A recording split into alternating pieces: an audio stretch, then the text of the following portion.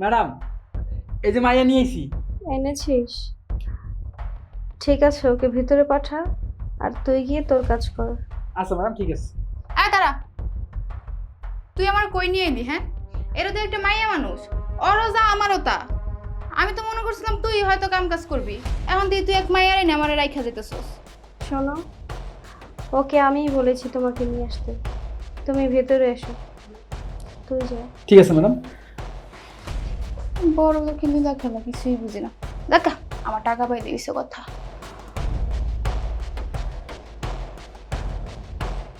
কি রে, তুই আমারে কি লেগে আনছস?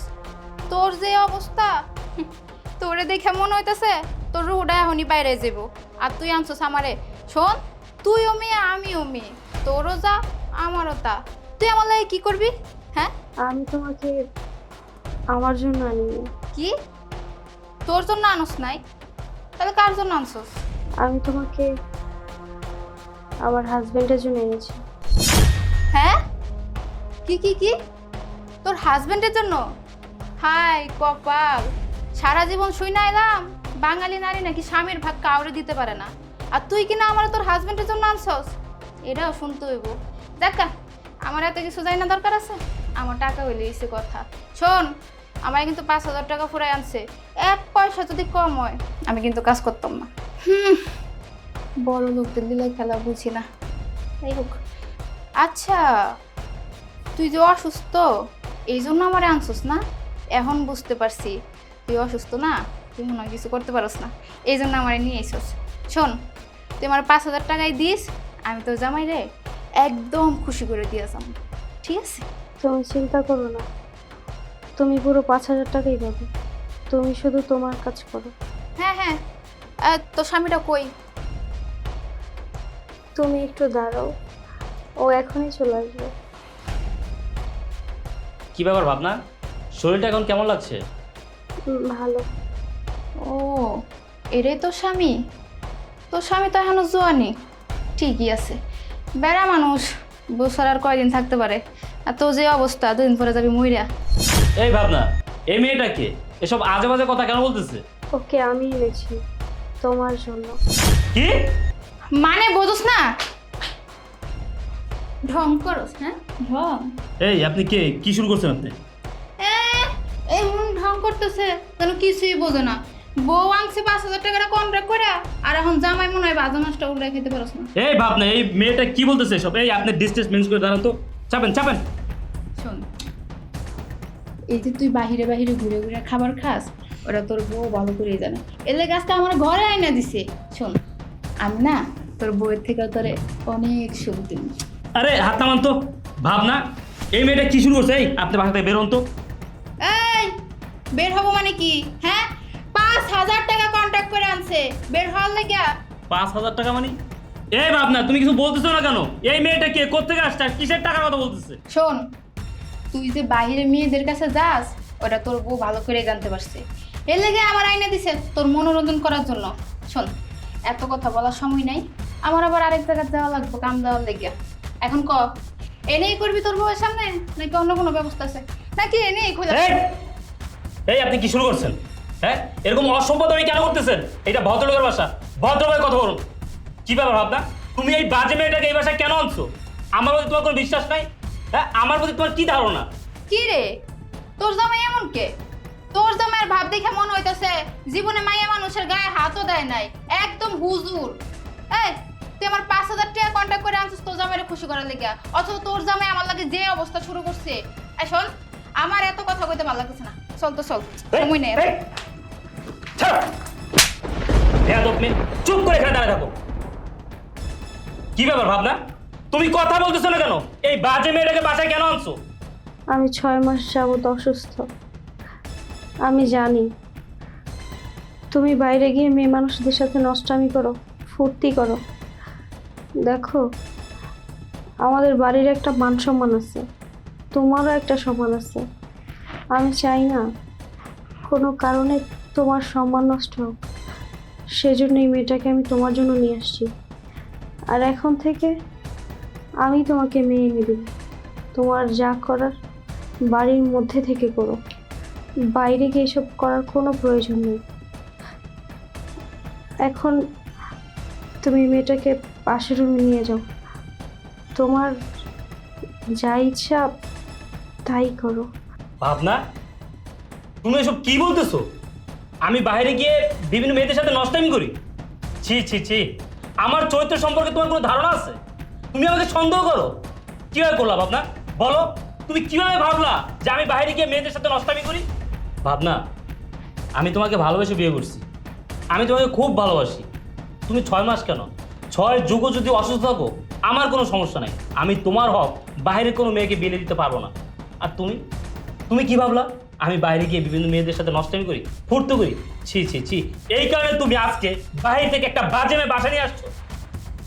এই, তোদের জামার বইয়ের ড্রামা বন্ধ কর। আমার এত কিছু শোনার সময় নাই।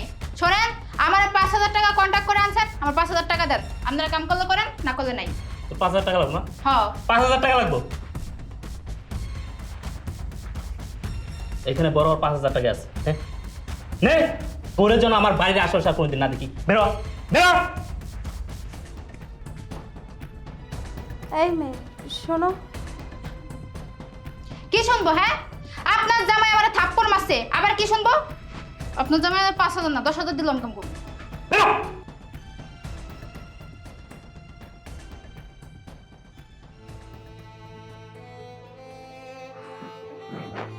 কি ব্যাপার ভাবনা, আমার সম্বন্ধে তোমার এই ধারণা? তুমি অসুস্থ এই কারণে আমি বাইরে গিয়ে বাইরের মেয়েদের সাথে নষ্টামি করি, ফুর্তি করি? ছি ছি ছি, একটাবার আমাদের ভালোবাসার কথা চিন্তা করলো না? আমি তোমাকে কতটা ভালোবাসি তুমি জানো না? জানি, কিন্তু আমি এটাও জানি ঘরের বউ অসুস্থ থাকলে স্বামীরা বাইরের মেয়ে মানুষের কাছে যায়। আমি চাই না তুমি বাইরের মেয়ে মানুষের কাছে এভাবে যাও। আমি অসুস্থ, আমি তো তোমাকে ভালোবাসতে পারি না, আদরও করতে পারি না। সেজন্য আমি সিদ্ধান্ত নিয়েছি আমি তোমাকে মেয়ে মানুষ এনে দেব, তোমাকে আর বাইরে যেতে হবে না। আমি চাই তুমি সারাক্ষণ আমার চোখের সামনে থাকো, তুমি যা করো আমি যেন সব কিছু জানি। সেজন্যই এই ব্যবস্থা নিয়েছিলাম। আমি তো অসুস্থ, আর সুস্থও হব না, আর হয়তো বেশি দিন বাঁচবও না। শোনো, আমি মারা গেলে তুমি আরেকটা বিয়ে করে নিও। ভাবনা, এই কথা বলো না। ভাবনা, তুমি যদি নেক্সট টাইম এই ধরনের কথা বলো তাহলে কিন্তু আমি তোমার সাথে আর কথা বলবো না। তুমি মরতে পারো না, আমি তোমাকে মরতে দেবো না, আমি তোমাকে মরতে দেবো না। দেখো, মহান আল্লাহ তাআলা তোমাকে সুস্থ করে দেবে। আমি তোমার জন্য 2 হাত তুলে দোয়া করবো, দেখবে তুমি সুস্থ হয়ে যাবে। ভাবনা, তুমি সুস্থ হয়ে যাবে, আমার উপর বিশ্বাস রাখো।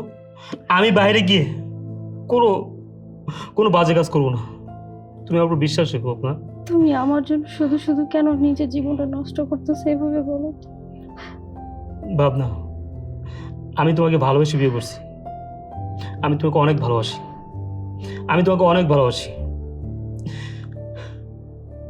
আসসালামু আলাইকুম ওয়া রাহমাতুল্লাহ। আল্লাহুম্মা আমিন। রব্বানা জালামনা আনফুসানা ওয়া লা তাগফির লানা ওয়া তারহামনা লানাকুনান্না মিনাল খাসিরিন। হে আল্লাহ, আমার স্ত্রী অনেক দিন ধরে অসুস্থ। আল্লাহ, তুমি আমার স্ত্রীকে সুস্থ করে দাও। আল্লাহ, আল্লাহ, আমার স্ত্রীর এই অসুস্থতা আমার আর সহ্য হচ্ছে না। হয় তুমি আমার স্ত্রীকে সুস্থ করে দাও, নয়তো আমাকে এই দুনিয়া থেকে উঠিয়ে নাও। আল্লাহ, আল্লাহ, আমার স্ত্রী অসুস্থ, এই কারণে ও সবসময় ভাবে আমি বাইরে গিয়ে বিভিন্ন মেয়েদের সাথে পাপ কাজ করি। কিন্তু আল্লাহ, কেউ না জানুক, তুমি তো জানো আমার চরিত্র সম্পর্কে। আমি বাইরে গিয়ে কোনো পাপ কাজ করি না, আমি কোনো মেয়েদের সাথে কোনো অন্যায় কাজ করি না, আমি আমার স্ত্রীকে ঠকাই না। আল্লাহ, আল্লাহ, তুমি আমার স্ত্রীকে সুস্থ করে দাও। আল্লাহ, আল্লাহ, তুমি আমার মনের ইচ্ছা পূরণ করে দাও। আল্লাহ, যত দ্রুত সম্ভব তুমি আমার স্ত্রীকে সুস্থ করে দাও। আল্লাহ, রব্বানা তাকাব্বাল মিন্না ইন্নাকা আনতাস সামিউল আলিম ওয়া তুব আলাইনা ইন্নাকা আনতাত তাওয়াবুর রহিম। আমি এতদিন শুধু শুধু আমার স্বামীকে সন্দেহ করেছি। আমি ভেবেছি আমি অসুস্থ, সেজন্য আমার স্বামী হয়তো বাইরে গিয়ে নষ্টামি করে, কিন্তু আমার স্বামী এরকম না। আমার স্বামী আমার জন্য ঝাইনা মাঝে বসে কান্না করছে, আল্লাহর কাছে আমার জন্য দোয়া করছে। আমি এতদিন ভুল ছিলাম। হে আল্লাহ, তুমি হয়তো আমাকে সুস্থ করে দাও, না হলে মৃত্যু দাও। আমি অসুস্থ থাকার কারণে আমার স্বামীর অনেক কষ্ট হচ্ছে। আমার স্বামীর কষ্ট যে আমার সহ্য হচ্ছে না। আল্লাহ, তুমি আমাকে সুস্থ করে দাও, না হলে মৃত্যু দাও।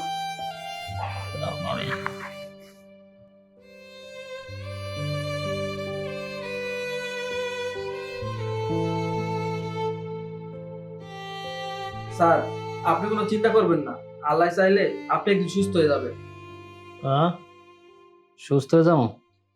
না রে, আমার হাত পা কোনো কিছুই কাজ করতেছে না, অচল হয়ে গেছে। মনে হয় না আর কোনোদিন সুস্থ হবো রে।